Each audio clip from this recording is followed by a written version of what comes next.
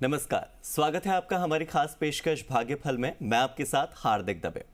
हिंदू धर्म में, सनातन धर्म में तुलसी को बहुत अधिक महत्वपूर्ण माना जाता है। ये बहुत ही पूजनीय होती है, पवित्र होती है। कल चंद्र ग्रहण था और उसके बाद बहुत से लोगों ने अपने खाने में तुलसी डाली और उसके बाद खाने को खाया। यानी कि तुलसी हर चीज़ को शुद्ध कर देती है, पवित्र कर देती है। ऐसा माना जाता है कि जिन घरों में तुलसी जी होती है वहाँ पर हमेशा एक सकारात्मक ऊर्जा का वास होता है। जब हम वास्तु शास्त्र की भी बात करते हैं तो तुलसी का सबसे ज़्यादा महत्व है। अब कार्तिक मास आज से शुरू हो रहा है। हिंदू धर्म में कार्तिक मास में स्नान करने का, पूजा पाठ करने का, सुबह जल्दी उठने का विशेष महत्व होता है और कार्तिक मास में तुलसी पूजा सबसे ज़्यादा फलदायी मानी जाती है। हालांकि हर घर में रोज़ाना तुलसी की पूजा की जाती है, लेकिन जब कार्तिक मास में आप नियम के मुताबिक पूजा करते हैं तुलसी माता की, तो फिर उसका एक अलग फल, एक अलग लाभ देखने को मिलता है। और क्या लाभ देखने को मिलता है, क्या फ़ायदा होता है, ये जानने के लिए हमें विस्तार से जानकारी देंगे मेरे साथ जुड़े हुए मेरे खास मेहमान, ज्योतिष परिषद एवं शोध संस्थान के अध्यक्ष ज्योतिषाचार्य पंडित पुरुषोत्तम गौड़ जी। आचार्य जी, स्वागत है आपका हमारी इस खास पेशकश में। जी धन्यवाद। श्री राम, जय राम, जय जय राम, मेरे राम की जय हो। जी, तो हम सवाल जवाब का सिलसिला शुरू करें इससे पहले अगर हमारे दर्शक हमसे अभी जुड़ना चाहते हैं, अगर आपके मन में कोई शंका है और उसका समाधान आप चाहते हैं, तो आप हमारे साथ जुड़कर पंडित जी से अपनी समस्या का हल जान सकते हैं। हमारा नंबर आपकी टीवी स्क्रीन पर आ रहा है, 012071537887 012071537887। इसके अलावा 012071537826 012071532826 इस नंबर पर आप कॉल कर सकते हैं। कॉल करके अपनी समस्या का समाधान पा सकते हैं। अब सीधे हम रुख कर लेते हैं पुरुषोत्तम गौड़ जी का। पुरुषोत्तम जी, आपसे सबसे पहले यही जानना चाहूंगा कि कल चंद्र ग्रहण था, लोगों ने अपने खाने में तुलसी का पत्ता डाला और कहा कि तुलसी डालते ही खाने का शुद्धिकरण हो गया, पवित्रीकरण हो गया। हमारी संस्कृति में तो तुलसी विवाह तक का योग होता है। हम अपने घरों में तुलसी विवाह तक का आयोजन करते हैं और कार्तिक मास में खासतौर पर चूंकि आज शुरू हो रहा है तो कहते हैं कि तुलसी की पूजा करने से अलग ही फायदा होता है। तो क्यों इतना खास है तुलसी का महत्व? तुलसी इतनी विशेष क्यों और कार्तिक मास में उसकी पूजा अत्यधिक विशेष क्यों? देखिए दवे साहब, ऐसा माना जाता है कि भगवान विष्णु और माता लक्ष्मी को दोनों को कार्तिक मास में तुलसी बहुत प्रिय होती है। जी। और इस पवित्र महीने का समापन भी 27 नवंबर को रहेगा, पूर्णमासी के दिन। ऐसी मान्यताएं हैं कि यदि कार्तिक मास में तुलसी की पूजा की जाए तो घर की परेशानियों से छुटकारा मिल जाता है। तो इस कड़ी में हम बताना चाहेंगे कि कार्तिक मास का महीना और तुलसी का पूजन आपके जीवन में बहुत कुछ तब्दील कर सकता है। खास तौर पर उन परेशानियों से छुटकारा दिला सकता है जिन परेशानियों से आप जूझते भी आ रहे हैं। अब बहुत सरल बात है कि लोगों के जहन में ये बात आ रही है कि इसका विधान क्या है, विधि क्या है, पूजा कैसे की जाए। यदि आपको आर्थिक समस्या लगातार परेशान कर रही है तो तुलसी की पूजा विधि अनुसार करें और ऐसा करने से आपको अपनी परेशानियों से छुटकारा अवश्य मिलेगा। जी। इस दौरान तुलसी को स्वच्छ हाथों से छुएं, साथ ही पूजा के समय बालों को खुला ना रखें। जैसा आपने कहा कि कल चंद्र ग्रहण था और चंद्र ग्रहण के दौरान प्रत्येक खाने पीने की वस्तु में तुलसी के पत्ते रखे जाते हैं या फिर कुशा रखी जाती है। और वो केवल इसलिए नहीं रखी जाती कि वो पवित्र रहे, इसलिए रखी जाती है कि सूर्य की, चंद्रमा की जो किरणें हैं वो किरणें उस पर प्रभाव ना छोड़ें, क्योंकि ग्रहण की किरणें बहुत नुकसानदायी होती हैं। जी। इसलिए ऐसे में तुलसी रखने से आप देखिए कि आपका खान पान का सामान बिल्कुल पवित्रता की स्थिति में रहता है और उन किरणों से प्रभावित नहीं होता। ठीक। तो तुलसी कितनी गुणकारी है, तुलसी कितनी पावरफुल है, तुलसी कितना महत्वपूर्ण अपना स्थान रखती है। इसके बाद इसकी पूजा का विधान की बात करें तो बड़ी सरल बात है। सुबह स्नान आदि से निवृत्त होने के बाद आप जल अर्पण करें और कार्तिक मास में स्नान सूर्योदय से पूर्व करें। जी। ऐसा करने से घर में सुख समृद्धि रहती है और विशेष एक बात का ख्याल रखें कि रविवार के दिन तुलसी के पौधे में जलार्पण ना करें। जी। घी का दीपक जरूर जलाएं। ऐसा माना जाता है घी का दिया जलाने से भगवान विष्णु और माँ लक्ष्मी दोनों प्रसन्न होती हैं। हम्म। तुलसी जी और शालग्राम के पूरी विधि विधान से विवाह कराया जाता रहा है, कराते हैं। हम्म। ऐसी परंपरा है कि तुलसी और शालग्राम का विवाह कराने से कई कई जन्मों का हम्म। पाप खत्म हो जाता है। जी। तो तुलसी को बहुत बहुत हम श्रेष्ठ मानते हैं। पौधों में यदि बात करें तो तुलसी महारानी, ये हम्म। महारानी है। हम्म।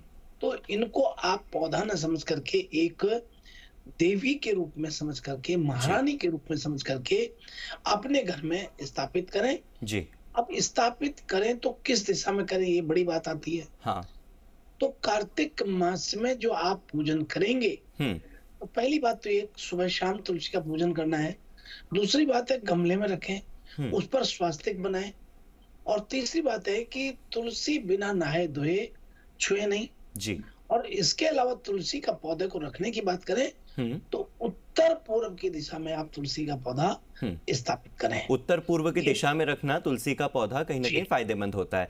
मेरे दो बहुत सवाल फायदेमंद। और हैं। एक तो ये कि आपने कहा कि सुबह शाम पूजा करनी है, तो शाम को हम हिंदू संस्कृति में ऐसी मान्यता है, हम बच्चों को भी सिखाते हैं अपने घरों में कि शाम होते हुए तुलसी को न छुएं, हमारे पौधे जो हैं वो सो जाते हैं, ऐसी मान्यता है वो, इसीलिए कि शाम को पौधों को नहीं छूना चाहिए। तो कौन सा समय ठीक रहेगा तुलसी पूजा के लिए? कि क्योंकि शाम आप 7 बजे के बाद या 8 बजे के बाद अगर तुलसी को छूते हैं या तुलसी की पूजा करते हैं तो ऐसा कहते हैं कि आप उन्हें डिस्टर्ब कर रहे हैं।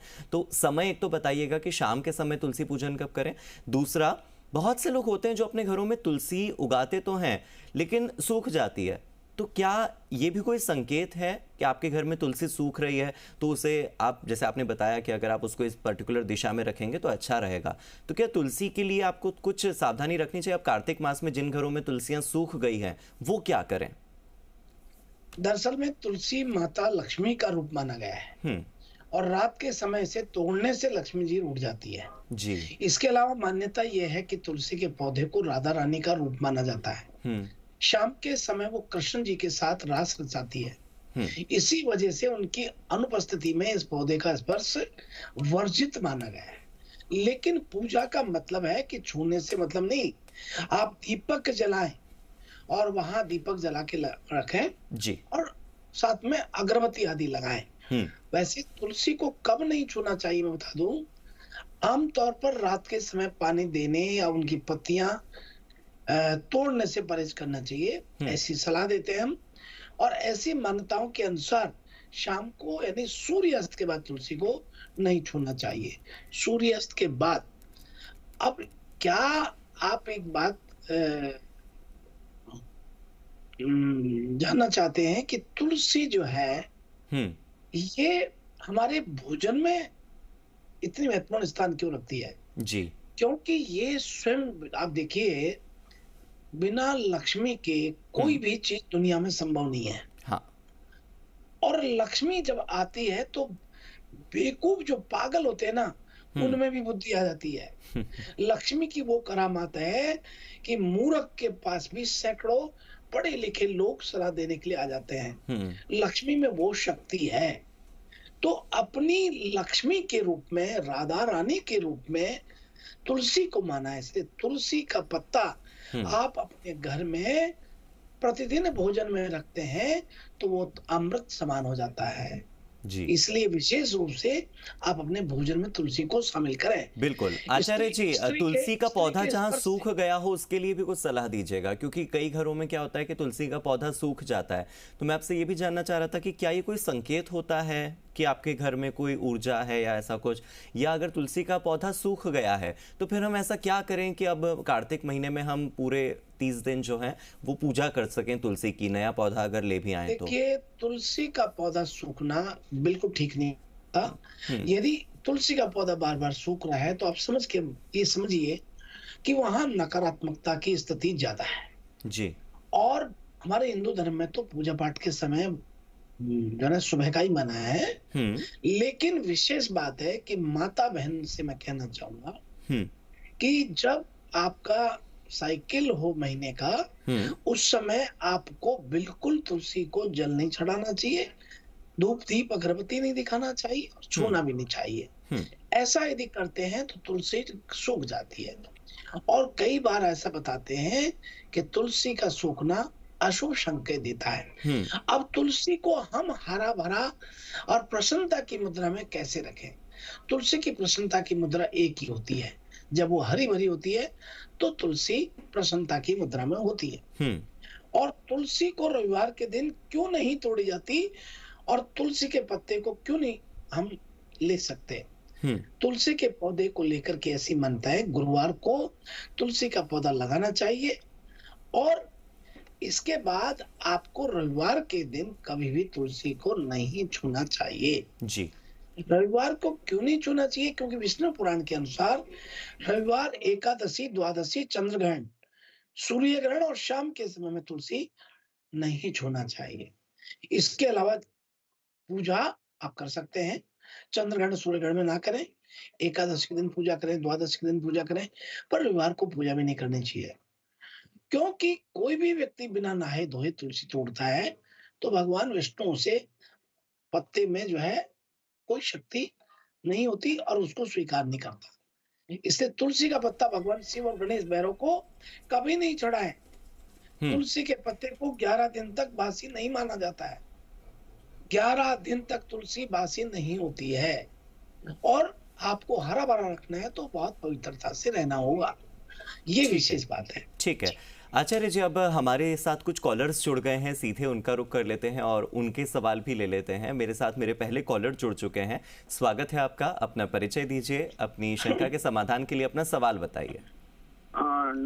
नमस्कार, मैं जयपुर से ओम प्रकाश बोल रहा हूँ जी। और गुरुजी के चरणों में बहुत बहुत शत शत नमन मेरा।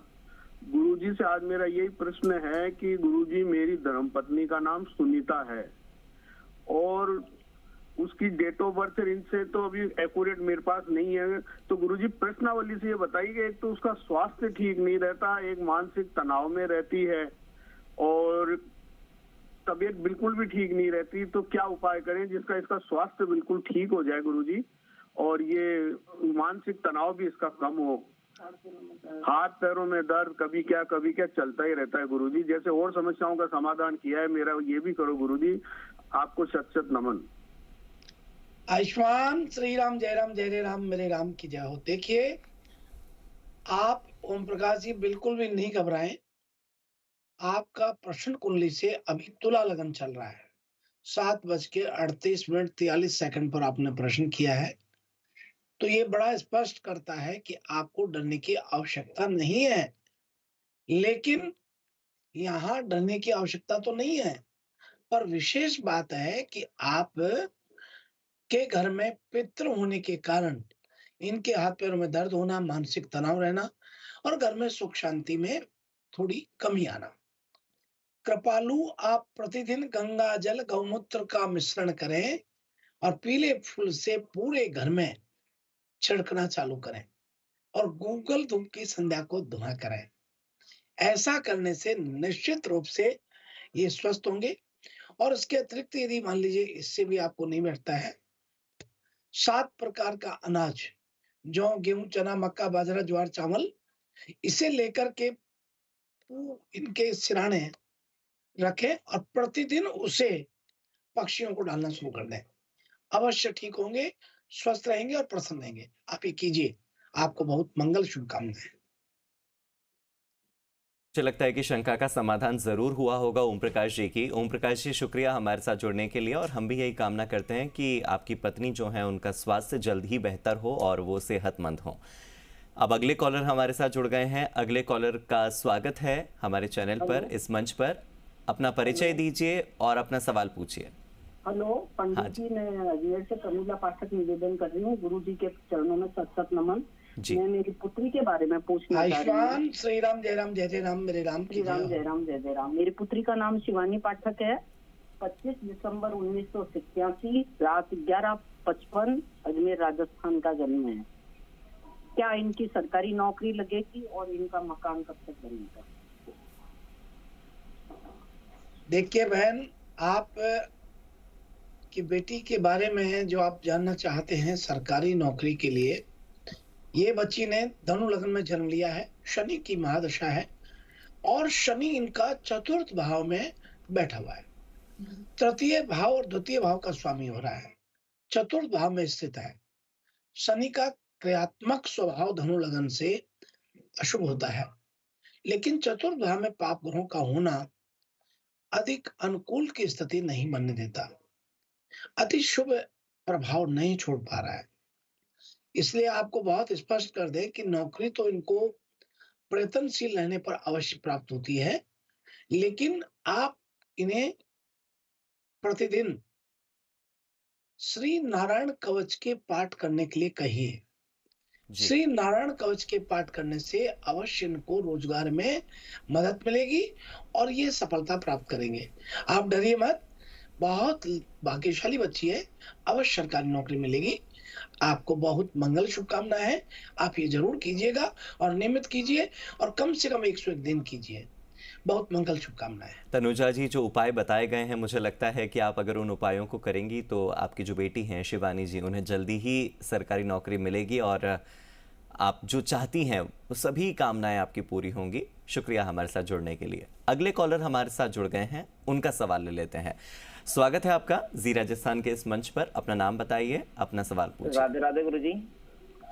जी राधे राधे साहब। जयपुर से, जन्म दिनांक है 15 अगस्त 1994, समय है शाम 6 बजे और जन्म स्थान जयपुर है। मैं जानना चाहता हूं कि क्या मेरी सरकारी नौकरी का कोई योग है? अविनाश जी, आप 2 भाई होते हैं, आपका मकान पूर्व में देखता हुआ होता है और आपका प्रश्न मैं जो देख पा रहा हूँ, सरकारी नौकरी निश्चित रूप से संभव हो रही है। हालांकि गुरु कर्म क्षेत्र में गुरु और राहु, गुरु चांडाल योग बना हुआ है, लेकिन उसके बाद भी आपको सरकारी नौकरी संभव होती है, क्योंकि राहु जो है ये आपको धन भाव को मजबूत बनाता है और बृहस्पति देव मकर लगन से गुरु का क्रियात्मक स्वभाव तो ठीक है, लेकिन आपको लाभ देता है। आपकी सरकारी नौकरी अवश्य लगती है 2024 में। 13 मार्च 2024 के बाद संयोग बनेगा। आप प्रयत्नशील रहिए और यदि प्रतिदिन आप कर सकते हैं तो आप श्री राम रक्षा स्तोत्र के पाठ प्रतिदिन कीजिए, अवश्य आपको लाभ होगा। आपको बड़ी मंगल शुभकामनाएं है। तो अविनाश जी, आप पढ़ाई करते रहिए, पढ़ाई के साथ साथ राम रक्षा स्तोत्र का जाप आप करते रहिए और इसी के साथ मार्च 2024 तक का इंतजार है। हो सकता है कि उसके बाद आपके जीवन में सब कुछ अच्छा हो। हमारी ओर से भी आपको शुभकामनाएं। शुक्रिया जुड़ने के लिए। और आचार्य जी, अब आज का राशिफल जान लेते हैं। आज किन किन राशियों के लिए क्या क्या अच्छा और क्या क्या सावधानियां बरती जा सकती हैं, कौन सा शुभ रंग होगा और किससे क्या फायदा आज के दिन होने वाला है, बताइए। देखिए दवे साहब, दैनिक फलादेश प्रतिदिन हम बहुत विश्लेषण करने के बाद हमारे दर्शकों के सामने रखते हैं जी। अगर आपको जन्म राशि का पता नहीं है तो कोई बात नहीं। हाँ। आप अपनी नाम राशि से भी हम जो बोलते हैं उसको मिला के देखिए, ऐसा ही रहेगा। तो प्रथम बात कर रहे हैं मेष राशि से। अब मेष राशि के जातकों का जिनका अक्षर एल ई से शुरू होता है, ये मेष राशि के जातकों का आज का दिन संपत्ति संबंधित मामला को सुलझाने और देने वाला रहेगा।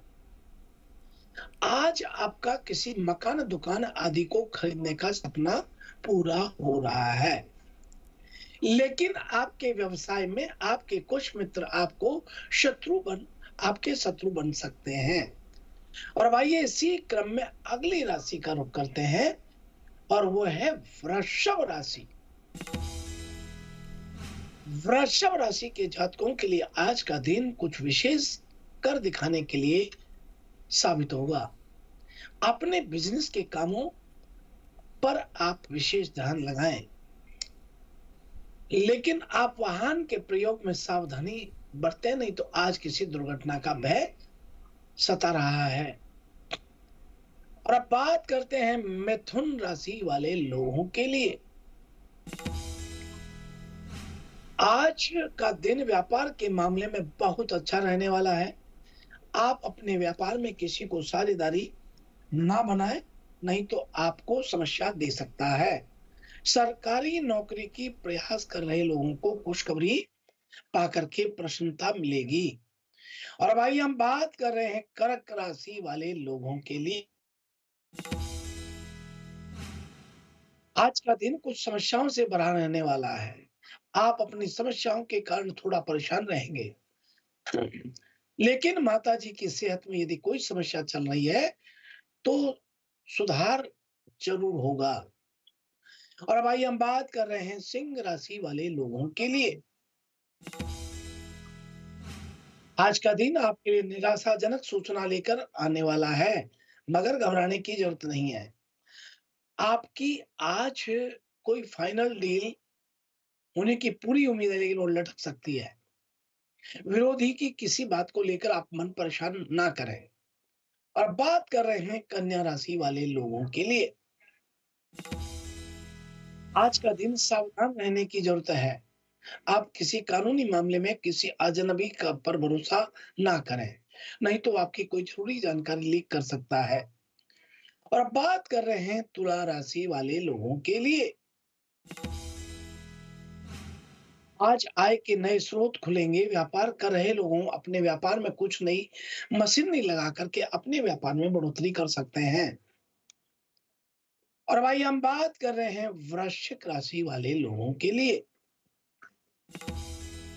आज का दिन बाकी दिनों की तुलना में बेहतर रहने वाला है। आपको किसी काम को लेकर छोटी दूरी की यात्रा पर जाना पड़ सकता है, लेकिन आप उसमें अपनी कीमती सामान की सुरक्षा पर ध्यान दें, नहीं तो नुकसान हो सकता है। और अब बात कर रहे हैं धनु राशि वाले लोगों के लिए। आज का दिन मिला जुला रहने वाला है। आपका कोई मित्र आपके घर दावत पर आज आ सकता है, जिसे देखकर आपको खुशी होगी, लेकिन आप संतान की तरक्की को लेकर थोड़ा आज परेशान रहेंगे कि क्यों नहीं बैठ पा रही है तरक्की। और अब बात कर रहे हैं मकर राशि वाले लोगों के लिए। आज का दिन बहुत अच्छा रहने वाला है। विद्यार्थी अपनी परीक्षा में डील बिल्कुल ना दे, नहीं तो उनसे समस्या हो सकती है। आपके किसी काम में डील देना आपको नुकसान दे सकता है। और भाई अब बात कर रहे हैं कुंभ राशि वाले लोगों के लिए। आज में गृहस्थ जीवन में साथी को खुश करने में कोई कसर नहीं छोड़ेंगे, और उनके लिए आप कोई उपहार भी लेकर के आज जरूर आएंगे। और इसी क्रम में बात कर रहे हैं मीन राशि वाले लोगों के लिए। आज मीन राशि के लोगों का दिन बहुत अच्छा रहेगा।